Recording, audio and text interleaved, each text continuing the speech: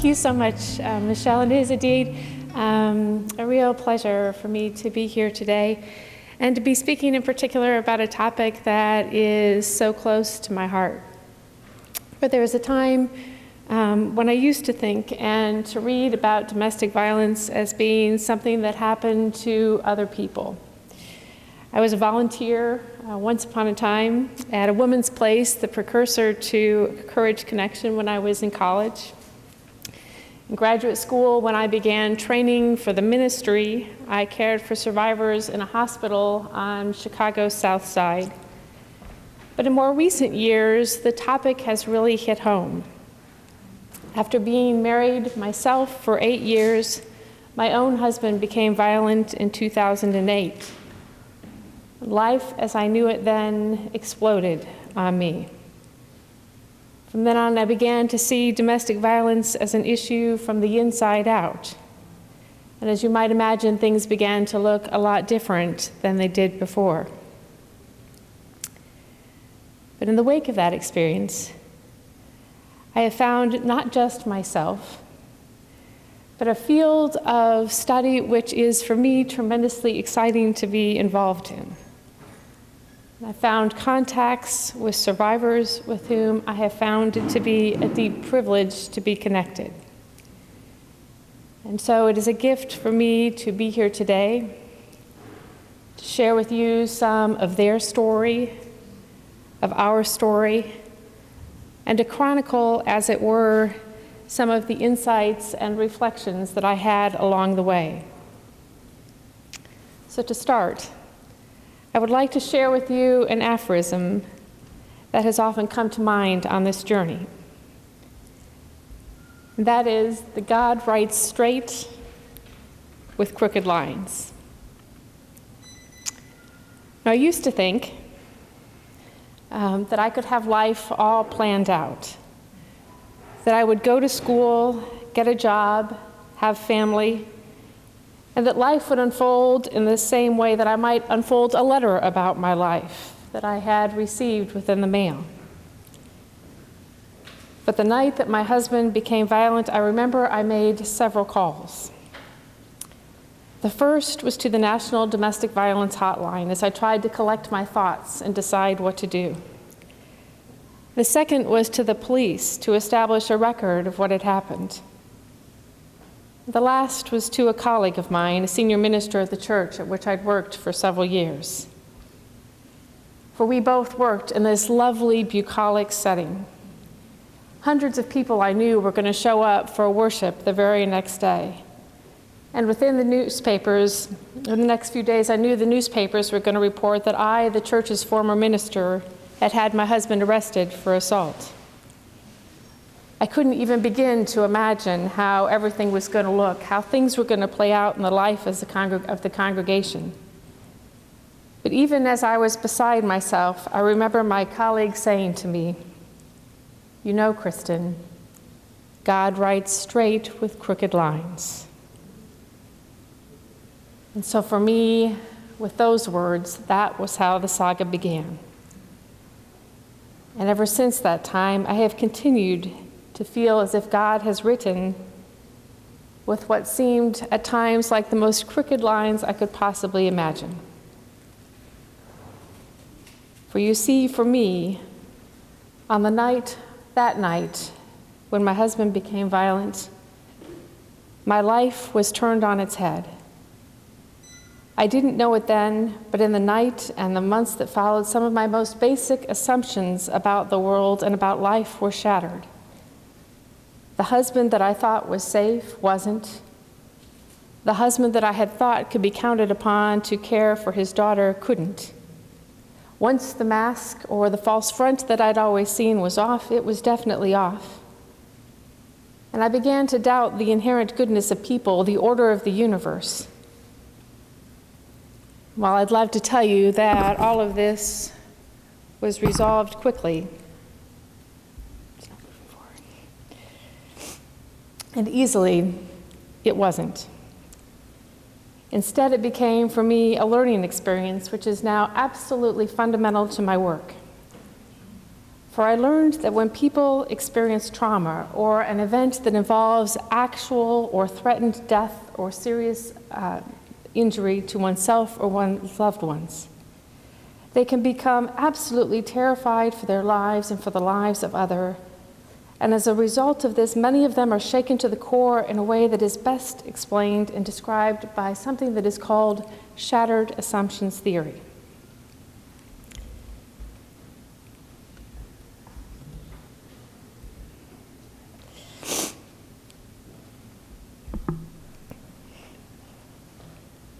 The basic idea of the theory, developed by Ronnie Yanoff Bullman, is that most of us hold basic views of ourselves and our world that represent our orientation to the world. And fundamental to this orientation is a set of assumptions that guide all of our interactions with it. For most people, the three most basic assumptions are: the world is fundamentally benevolent, the world is fundamentally meaningful, and the self is worthy. And to provide a better idea of what Yanoff Bullman means by all of this, I'll speak of each in turn. First, she suggests that for most of us, the world seems benevolent. In general, we believe that the world is a good place, that other people are good and kind, helpful and caring. There is comparatively more good in the world than bad, and there is a reason to feel safe. Second, most of us also believe that the world is meaningful, that things make sense, that there is a degree of justice in the world, and if we live our lives in a certain way and if we work hard, then things will go well for us. And third, most of us tend to believe that our lives are worthwhile. We see ourselves as basically good people who are deserving of a place here on this earth. Again, not everyone believes these things, but most people do. And if we are religious, these assumptions that we have about the world tend to be connected with our religious beliefs. For example, we might recall that within the Judeo-Christian tradition, we are taught that God created people and that they were good. And in the beginning, God created the heavens and the earth, and it was good. But when trauma strikes, these core beliefs can be shattered. For once a blow lands and life is threatened, for many people, the world and others no longer seem so good as they once did before. We realize that we can no longer count on everybody to be good. We can no longer count on the world to be fair. All of a sudden, the world seems different than before. And to the extent that our religion was connected with our original assumptions, our faith too might be called into question. For our perspective is different. We no longer sit so comfortably as we once did in the pews of our faith communities, and our perspective has changed. I speak, of course, now as someone who has experienced this. But I can't emphasize enough what an unsettling experience this can be for those who have it. For precisely at a time when we might think that survivors could use their religion the most, it sometimes becomes harder for them to draw on. So the question is of how we ourselves can help survivors to move through this time so that they can once again move to a place of greater peace. Now, I know within my life, I had some extraordinarily good support. Even as things were happening that called my faith into question, there were other things that were happening that were simultaneously increasing it. Members of the church were rallying around me. Church staff was providing housing when, for my own safety, I needed to move from place to place. And I found that I not only called on members of the church, but I called on God too. To my surprise, it seemed that God answered. for I vividly remember a day when I was out walking my dog. It was shortly after my husband became violent and my marriage effectively ended. My life was racing in 1,000 different directions, going round and round as I wondered what would happen next and where I would go and what I would do. And in the midst of it all, I instinctively reached out and called out to God. At the exact moment that I said God in my mind, before I'd even gotten to the final D, an absolute and utter peace descended on me from the top of my head to the tip of my toes. I'd never experienced anything like it before. I stopped dead in my tracks. I looked around. God, I said, is that you? I couldn't think of any other possible explanation for it because I was feeling so differently than I had just been just a split second before. I stood there and I wondered. And eventually, I suppose my dog must have distracted me, and I went on with my walk. But in the days since that time, I reflected. And ultimately, what I concluded was that somehow that was God's way of telling me that no matter what was happening in my life, everything was going to be okay. From then on, that experience, too, became an anchor for me. For whenever I became most fearful and imagined the worst, I remembered that God had said, it's going to be okay. And I relaxed. Researchers refer to the ability to reach out to God for help or to pray as a form of positive religious coping. And they note that whenever religion is functioning optimally for someone, it has the ability to provide them with a tremendous sense of comfort or strength or meaning. Most often, too, when people employ positive religious coping, it is associated for them with positive health outcomes. In contrast, when people are struggling with their beliefs, wondering where God is, questioning God's power and God's love, this is something that researchers refer to as being religious struggle or spiritual struggle. And if it isn't attended to, it can lead to negative health outcomes.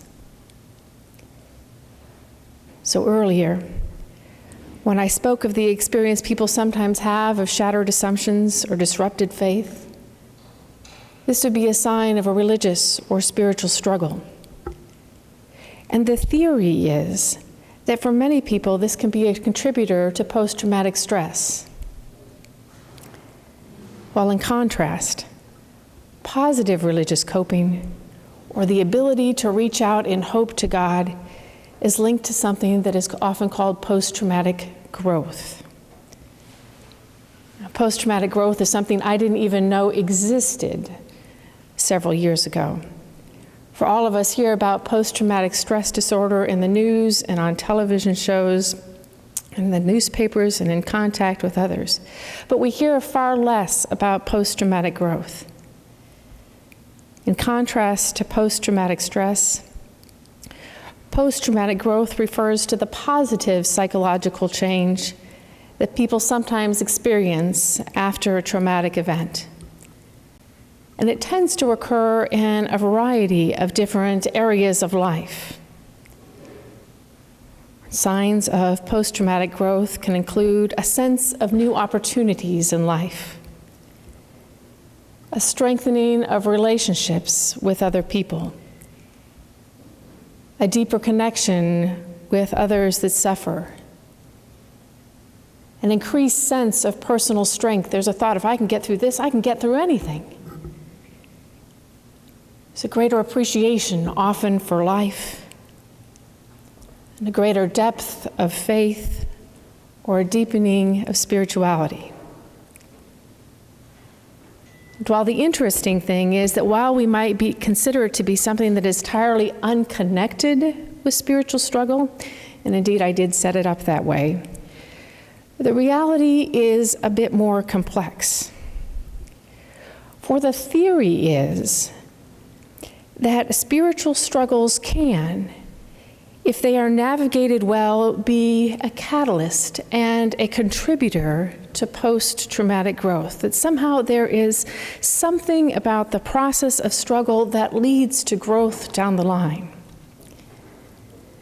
In 2017, Ken Pargament, who was the originator of the concept of religious or spiritual struggle, as well as the concept of positive religious coping, he co-authored a study with Julie Exline and Todd Hall. It was a study of 454 Christian undergraduates who had experienced some form of religious or spiritual struggle.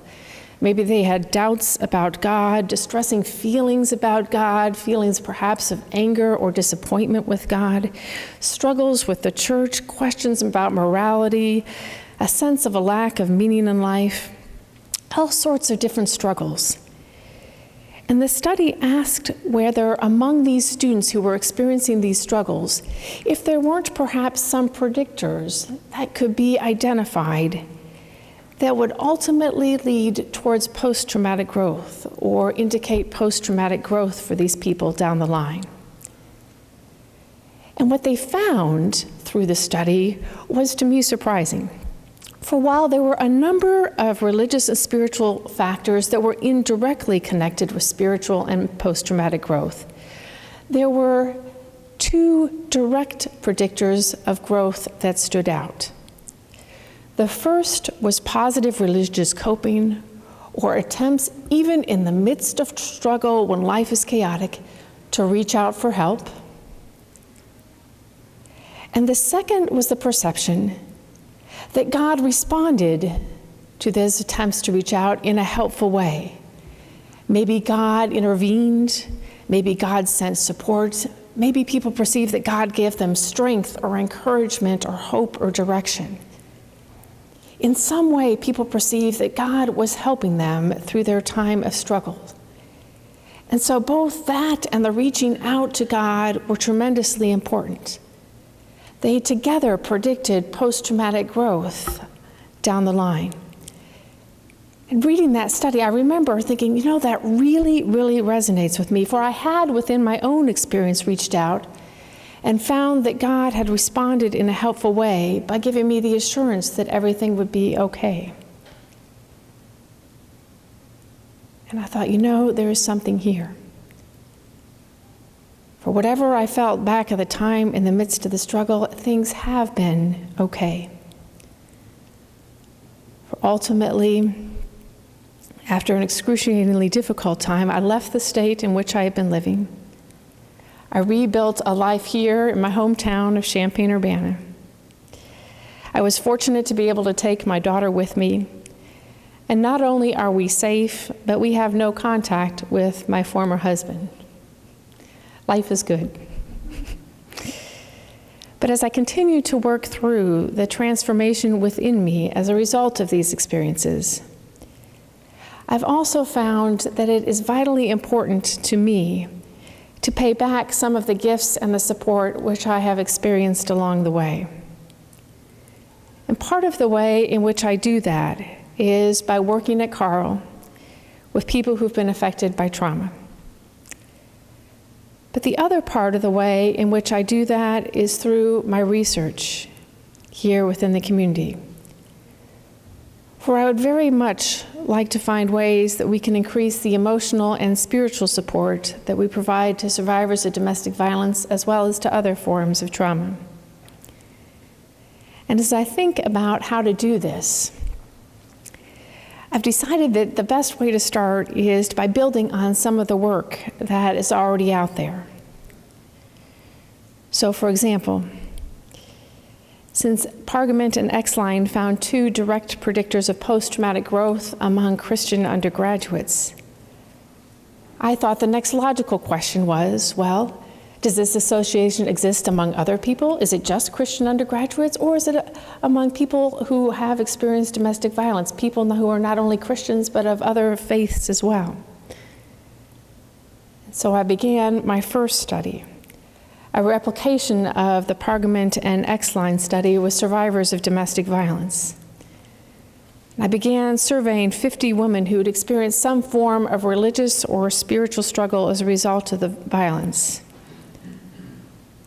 Sitting down with them and giving the surveys, I've asked them about their relationship with God, their beliefs about God's ability to transform people, their beliefs about God's role in suffering, their use of the positive religious coping, and the extent to which they reach out to God for help and perceive that God might be responding in a helpful way.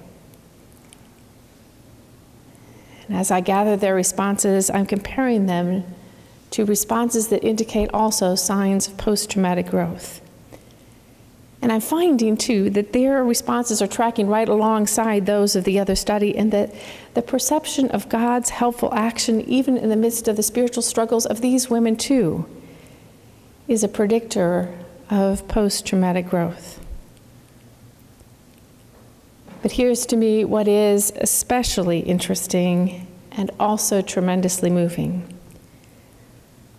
On the occasions in which I have sat down with survivors to give them the survey, I have found, and I think they too have found, that in the process of taking the survey, things get stirred up for them. They begin to look at things in different ways, and sometimes it appears that God shows up. I remember one woman taking the survey one day with tears streaming down her face.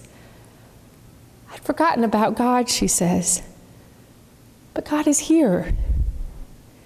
And this survey is so important.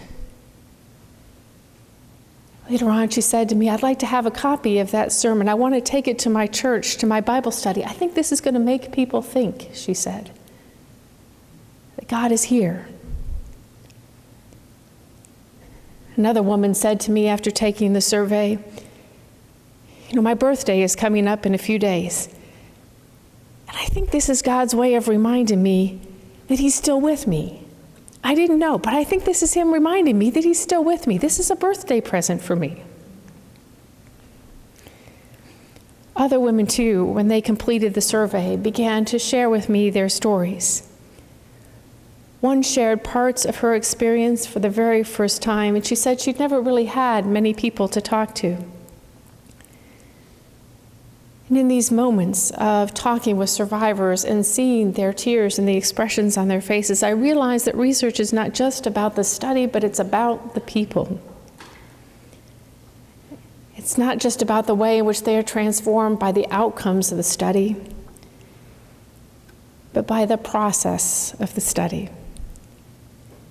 And it began to become even more important to me to figure out how to lift up their voices so that they too could play a role, not only in the results of the study, but somehow in the fulfillment of its larger mission to bring healing to others.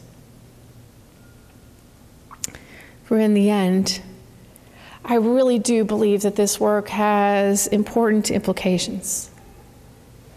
For part of what we know about survivors of domestic violence is that the vast majority of them use their faith to cope with the violence that they've experienced.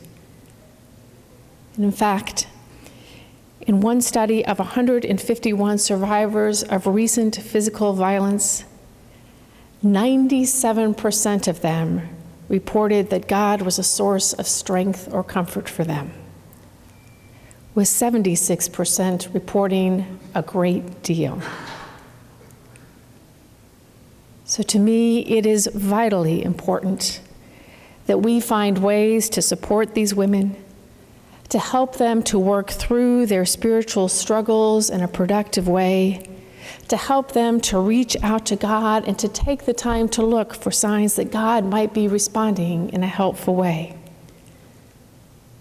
Chaplains in hospitals can do this. Clergy in churches and temples can do this. I heard of one domestic violence shelter that was thinking of hiring a part-time chaplain for their residents who would come from time to time and have a Bible study. Friends and family, too, can be supportive of this process. But at the end of the day, what I think is absolutely most important is that we as a culture find a way to provide survivors with spiritual support, with opportunities for reflection, and affirmation of their attempts to reach out in hope to a benevolent God. I thank you for listening, and I appreciate the opportunity to be here.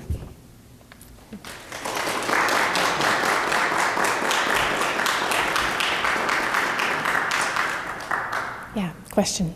Actually, I have two. I came in with one, which is I'm more preoccupied with the perpetrators, the males. And as an a-religious person, I think about the dominionist, patriarchal Christianity and the legacy of that as far as giving permission, almost, an obligation to dominate the world, their spouse, and how I see that as a problem. But the other thing that came up, I'd never heard of this focus on spiritual struggle. In Arabic, that's jihad, which is a much misunderstood word. I'm wondering whether you consoled Muslim people at Carl, or whether there was a special meaning to that, or whether you had any overlap in that kind of, or any discussion about making this focus of spiritual struggle and how that is sort of another part of a monotheistic thing. Okay, so yeah, that covers a lot of territory there. All right, so gosh, a couple of things. So if I don't catch all of them, just run me backwards and get them. So you had first mentioned the issue of patriarchy and aspects within our culture and within most religious traditions, which can really be contribute to the subordination of women in particular, and unwittingly at times support the abuse that they experience. And absolutely it is the case that in virtually every religious tradition there are teachings and texts that are used in ways that can be extremely damaging to women and to others who are experiencing violence in different contexts. And that religion can be, in those traditions, a roadblock as much as a resource. And I'd love to tell you one religion or faith is better than another. It's all out there. But my hope is that we can work with survivors to help them to find those religious teachings and those texts that will give to them the strength that they need to move forward with their lives in a helpful and healthy and productive way, and to find healing. So that's my sort of my first thought. The second question came up on religious and spiritual struggles in regard to working with people in the Muslim community and the concept of jihad. And I cannot comment adequately on the connections to jihad, but what I can say is that the concept of spiritual struggle is not something that is unique to any particular faith or even to faith at all. The Ken Pargament, who has created the notion of spiritual struggle and talks about these conflicts that people might have with God, or with others, or with churches and religious community, he knows that spiritual struggles are part of life for virtually anybody who has a spirit. And that includes atheists, and that atheists can have some extraordinary spiritual struggles. He told me once about a woman he knew who was a doctor who was very committed to atheism, who was going through an extraordinarily difficult time in her life. And during that time, she took a hike, she went up to the mountain, she was at the top of the mountain, and she said, "God, if you are here, give me a sign." Absolutely thinking that this would be confirmation of her beliefs that there was not a God.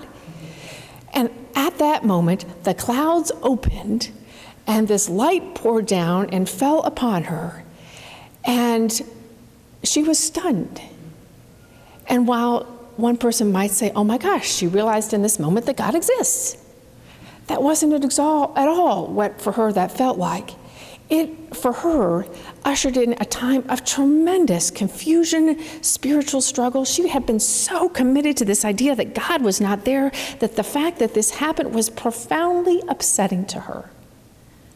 and a spiritual struggle ensued. So spiritual struggles are not something that exists only among Christians, only among Jews. They're experienced by people of all faiths, all denominations, Muslims as well. And while I haven't worked extensively with Muslim families at Carl, I do know that in the process of doing the surveys that I've had with women, we have had Muslim women take those surveys, and they have lent their voices to the work that I've been doing, and for that I have been grateful. Yeah, Anne.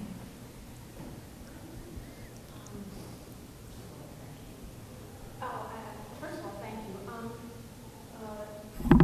Your central, it seems to me, to post-traumatic growth is, as you kept saying, the perception that God is doing or has done something. Correct. Last night I was at I don't know what you call it, a morning rally for a young woman who was recently killed in a domestic violence episode.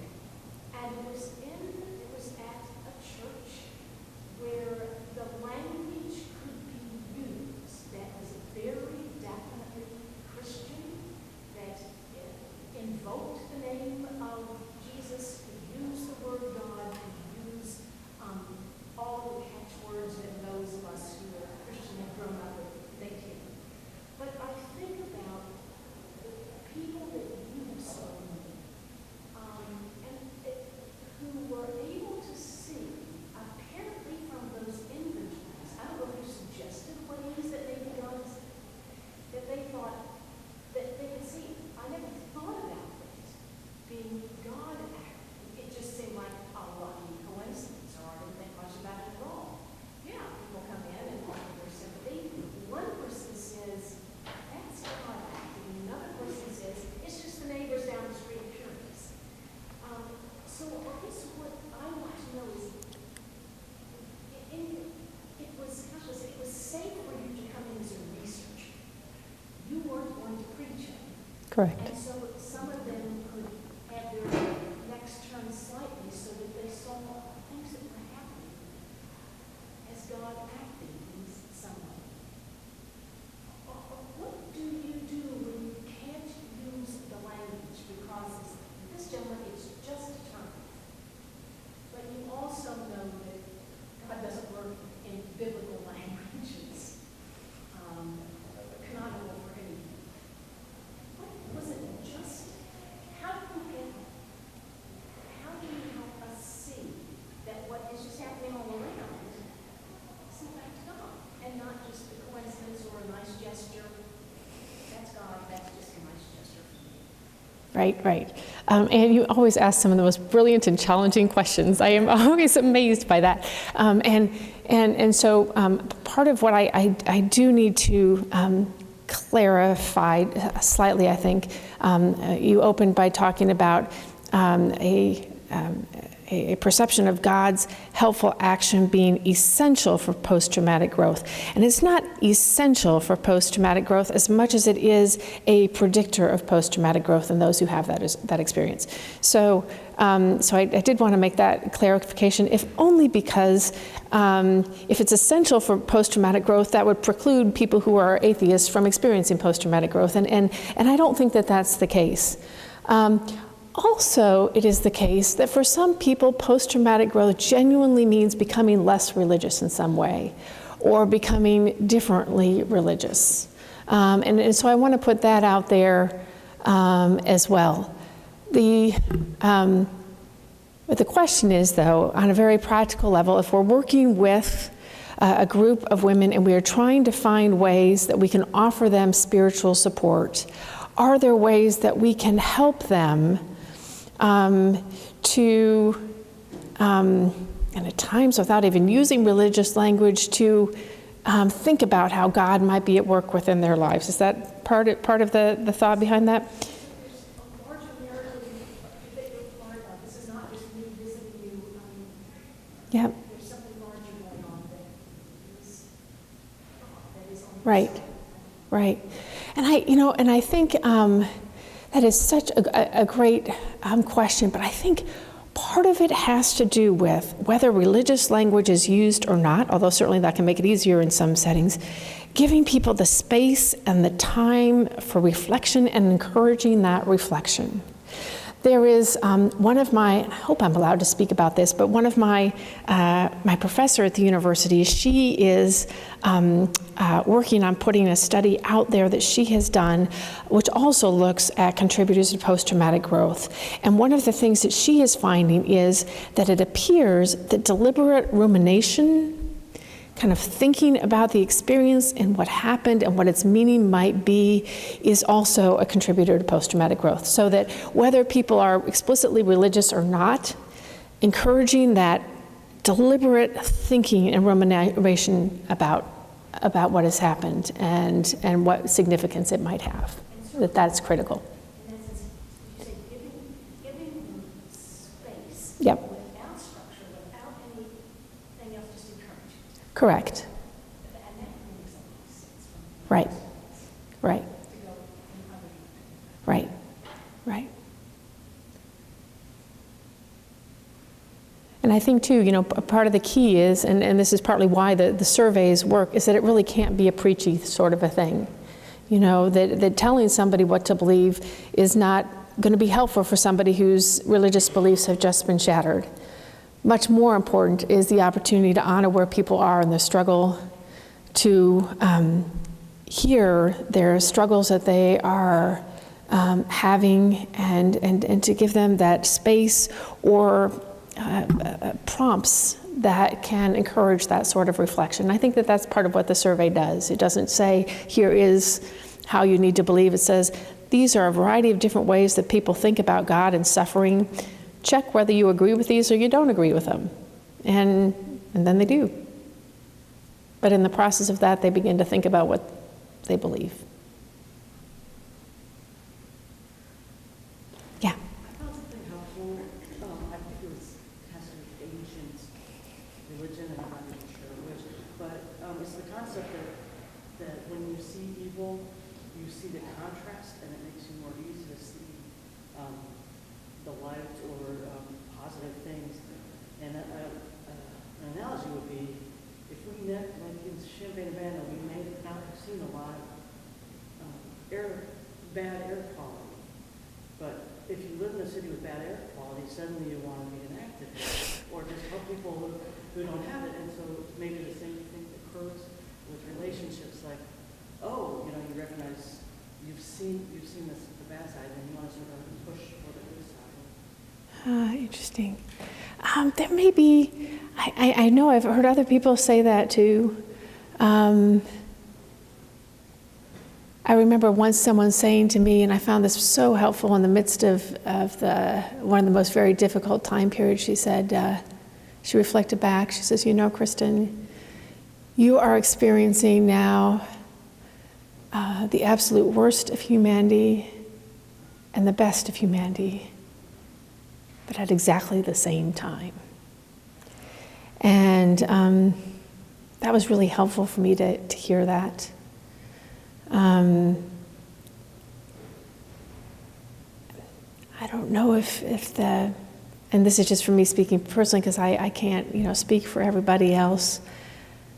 I don't know if an experience or a perception of the darkness of humanity and the evil in the world makes me more appreciative of the good or not. But boy, I sure do appreciate it when I am at work and seeing some powerful ways in which God is at work within the hospital and the lives of people who are struggling. To me, it's a tremendous privilege to be a part of that. And I don't know if I experience it as more profoundly now than I used to or not. But it's a powerful thing. I don't know if that helped or not, but I'll keep thinking, Other thoughts or questions or reflections or things that either resonated or you thought, that doesn't seem quite right? I Yeah. Based more on the questions, you spoke about the religious experience as the greatest gift, but unfortunately, so many have experienced it as a great evil. Yep. And that balance, or that navigating that. Yeah, yeah. And I do kind of wonder sometimes as I kind of begin to work in this field, are there ways in which I can draw attention to the way in which religion can be helpful to people and the way in which it can be harmful to people? And are there ways of presenting that message so that it can be heard by clergy who may adjust the ways in which they speak about different things? And I don't know if there's room for that or an opportunity for that, but that's, for me, something that I think is important to try to get out there and to think about. I'm curious if at the event last night, what was it, and I would love to get there, was being in the church a gift, or as they wrestled with that trauma, or not? For me, for some personal reasons, it actually was outdoors and very cold. It was guilt. That's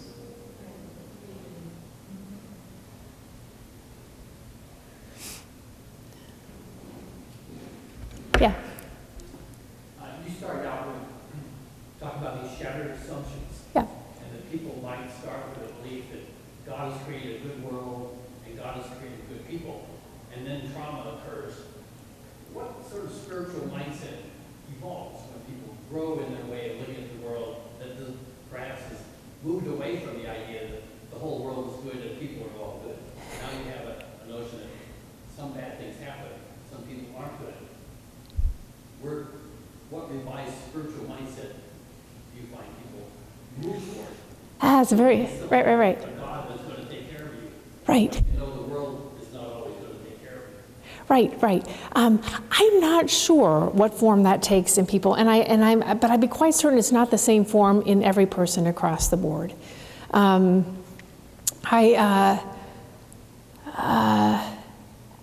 For one of the main things that we hear over and over in the literature that was set forth by Janov Bullman is that when people have those assumptions shattered, one of their primary tasks, whether they're religious or not religious, is to figure out a way to rebuild that assumptive world so that they can continue to function within the culture.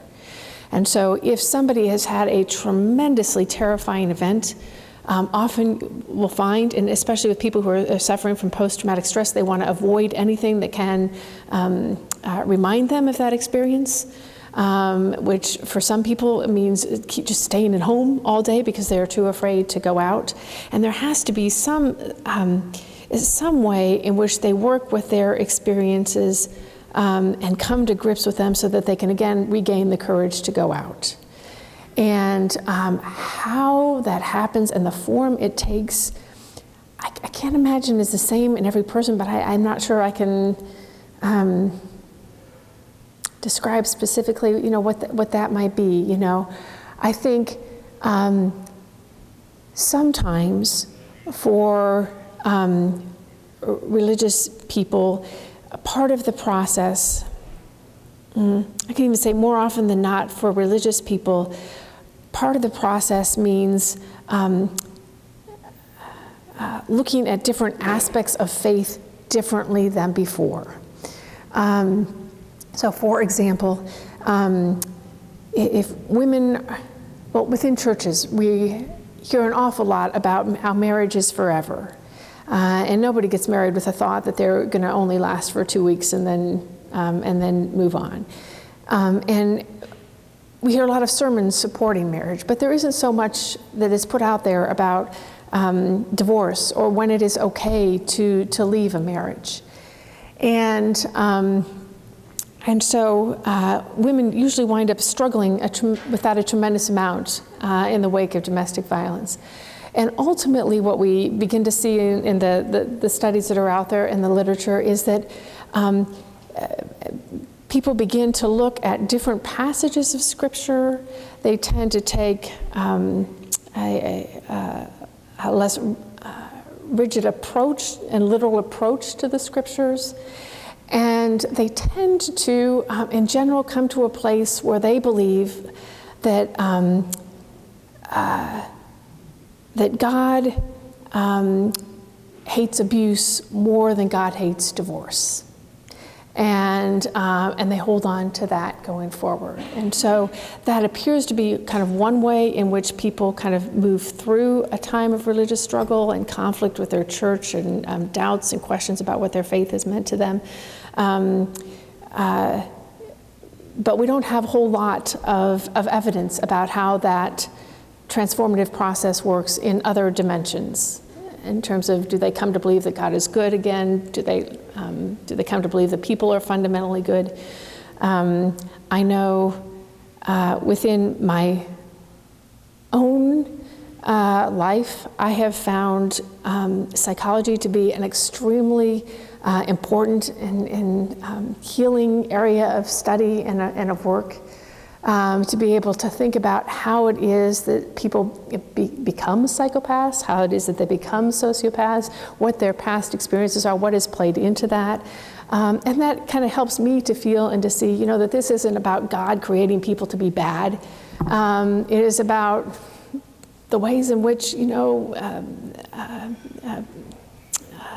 things happen to people in life. And the things that impact them and affect them, and how that plays out. It gets a little bit more challenging when there's a biological basis for psychopathy, but even then, there are people who seem to have all the genes in place who don't become psychopaths, and where God appears to be working in their lives in powerful ways. So it's a lot of talk to say, I'm not sure how things play out for other people. I find psychology to be helpful. Other people, I'm sure, take different paths.